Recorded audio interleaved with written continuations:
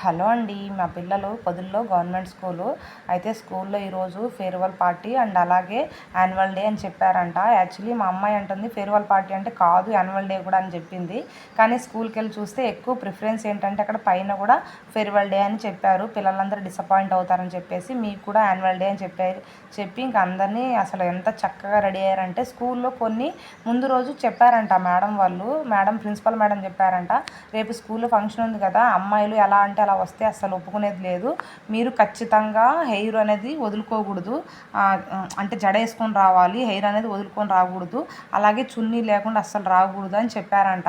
ఇంటికి వచ్చిన తర్వాత మా అమ్మాయి చెప్పిన తర్వాత ఇంకా మా వారు అన్నారు, అబ్బా మంచి మంచి పద్ధతులు చెప్పారు స్కూల్లో, ఇలాంటివి చెప్తే బాగుండిద్ది అమ్మాయిలకు కానీ అబ్బాయిలకు కానీ కొన్ని అని చెప్పేసి చాలామంది శారీస్ కూడా కట్టుకొని వచ్చారు. చూడండి శారీస్, లెహంగాలు అందరూ చాలా గ్రాండ్గా వచ్చారనమాట. స్కూల్లో కూడా ఫంక్షన్ చాలా బాగా గ్రాండ్గా చేశారు. పేరెంట్స్కి, పిల్లలకి అందరికీ భోజనాలు కూడా పెట్టారు అక్కడే. ఇంకా మేము మధ్యాహ్నము 2 గంటలకైతే వెళ్ళాము. అంటే డ్యాన్స్లు అవి ఉన్నాయి చూద్దామని చెప్పేసి వెళ్ళామన్నమాట. అందరూ చాలా బాగా డ్యాన్సులు వేశారు, అమ్మాయిలు కానీ అబ్బాయిలు కానీ చాలా బాగా ఎంజాయ్ చేశారు కూడా. చాలా బాగా అనిపించింది వాళ్ళని చూసి.